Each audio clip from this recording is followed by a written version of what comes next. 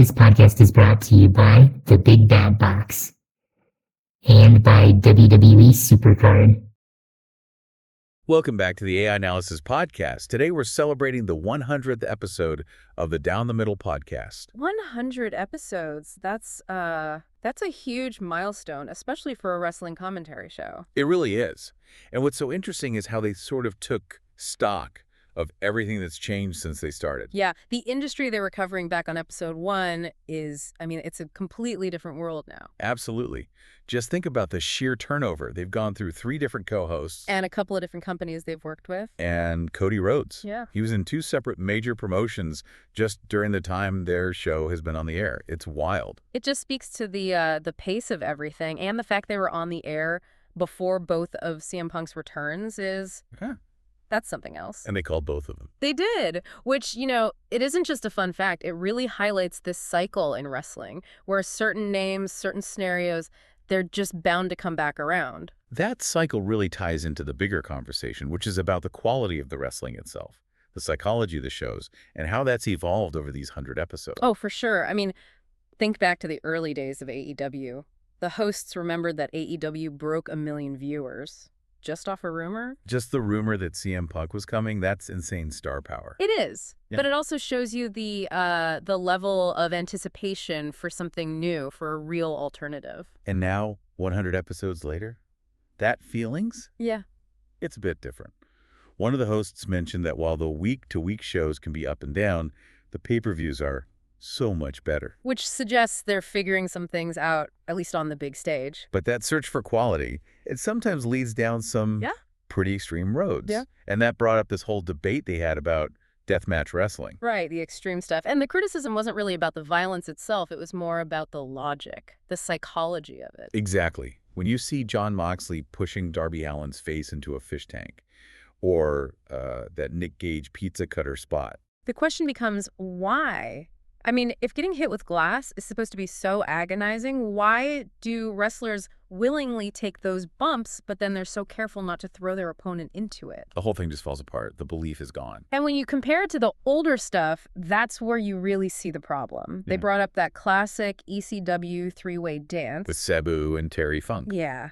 And what made that match work so well was that the wrestlers were actively, desperately trying to avoid the barbed wire. They made you believe it was dangerous because they believed it was dangerous. Exactly. So when Sabu finally gets caught in it and tears his bicep and he's taping it up right there in the ring, you feel that. It's real. The stakes are real. It's organic. It's not like today where, they mentioned Kenny Omega just carrying around a barbed wire broomstick like it's a prop. Yeah, it feels manufactured. And that whole idea of things feeling manufactured or maybe not fully thought through, it leads right into how some performers handle their own characters. You're talking about Malachi Black? Mm-hmm. They felt his gimmick went, and I quote, a little too far without giving enough explanation. And their theory was pretty interesting, that sometimes performers, when they don't have someone reining them in, they can kind of suffer from their own worst impulses. The character just gets too dense too fast, and then when he left, the House of Black just kept going. Which was so weird. Yeah. Especially with Julia Hart's jump from being a cheerleader to suddenly being in this dark cult. That lack of clear direction, it pops up elsewhere. They were pretty skeptical about Willow Nightingale's popularity. Yeah, they were questioning if it was organic. Is AEW pushing her and the fans are just sort of going along with it, or is she really putting butts in seats? It's that classic problem of trying to translate talent into a real connection. They brought up wrestlers from Stardom, like Riho. Incredibly talented. Technically amazing. But has that excellence really broken through to the mainstream U.S. market? It's debatable. It proves that great wrestling isn't always enough. And then you've got the opposite problem with someone like Ruby Soho. Everyone was excited when she came to AEW, but... It's been a bit of a disappointment, presentation-wise. And they made a great point looking back at the WWE Riot Squad. That group worked so well. It did.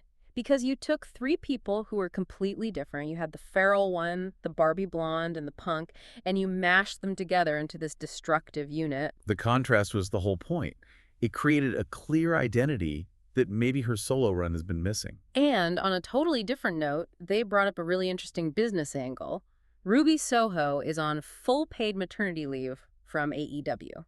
Which they contrasted with some stories out of WWE where that wasn't the case. Someone got paid substantially less. Yeah, and the hosts kind of chopped it up to Tony Khan's daddy's money, basically saying AEW can use its financial power to offer better benefits and keep talent happy. It's a fundamental difference. Speaking of money, that was a pretty funny storyline with the Young Bucks losing all theirs. A little hard to believe when they're EVPs, but... Right.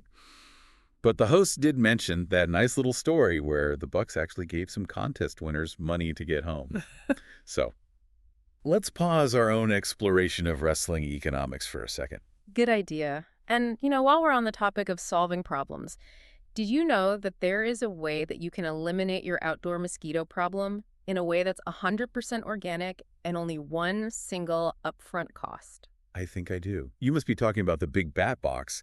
You set one of these up in your yard and it encourages bats to move in. And you definitely want them there. The average little brown bat can eat up to twice its body weight in mosquitoes every single night. That's incredible. It's a natural, sustainable way to get rid of them. They also have big owl boxes and big bee boxes too. Yeah, and the designs are actually pretty cool. They gave a shout out to the barn house style for the bat boxes. Looks great. Nice. Now, if you're looking for something else to do with your time, something maybe a little addictive, you should check out WWE Supercard. It's a mobile trading card battle game, and it is way more fun than it has any right to be. It really is, though. The collecting part is what gets you hooked. And the best part is you can have a ton of fun and build a great deck without spending any money. Yeah, the free version is totally viable. Just be warned.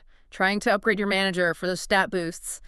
Trying to get that sensational cherry card leveled up. It becomes an obsession. Yeah. A serious time sink. For sure. So, let's get back to AEW's history. The hosts were critical of some things, but they had nothing but praise for how the company handled Brody Lee's death. Oh, they called the tribute show classic. Huh. And they talked about what an inspiration he was as a locker room leader. Just handled with so much respect. That genuine emotion, that tragedy, it actually creates this incredible opportunity for a future storyline. Brody Lee Jr. Yep. He's 13 now and he's training. And they were speculating that when he's old enough, he could show up in AEW holding his father's TNT title. And bring back the Dark Order. That would be an amazing moment. It would be. But here's the problem they brought up. How do you ever turn him into a heel? How do you make the son of this beloved, tragic figure into a villain? Yeah, that's tough. One of them suggested a really risky angle, like having him blame Tony Khan or even CM Punk for his father's death. Wow. That would generate some serious heat. It would, and it all comes back to that Jim Cornette philosophy they mentioned.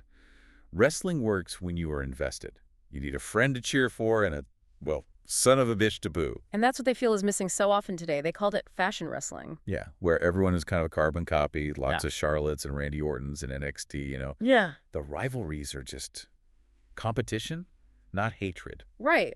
Orton versus Cena was a huge rivalry, but it wasn't the same kind of deep personal hatred you saw with, Punk versus Seth Rollins. And the matches themselves. They pointed out how cooperative everything looks, especially with the finisher kickouts. The Cena versus AJ Styles example was perfect. Just move spots. And when everybody kicks out of every finisher, nothing matters anymore. There's no belief. Which is why they gave so much praise to New Japan Pro Wrestling. Oh, yeah. For their subtle, long-term storytelling.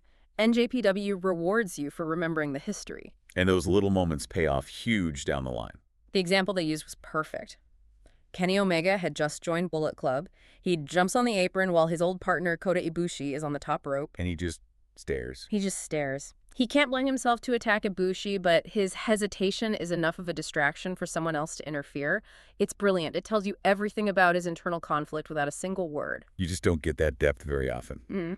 And to bring it all back to CM Punk, the hosts felt his current WWE run is kind of deflated. Yeah, corporate was the word they used. He doesn't have that pipe bomb fire anymore. Which, they said, might be smart. He's not trying to overshadow the current top guys. True, but you can still feel their frustration about the wasted potential in AEW. I mean, we never got CMFTR versus the Elite. Or a real CM Punk run in Ring of Honor to close out his story. It's such a shame.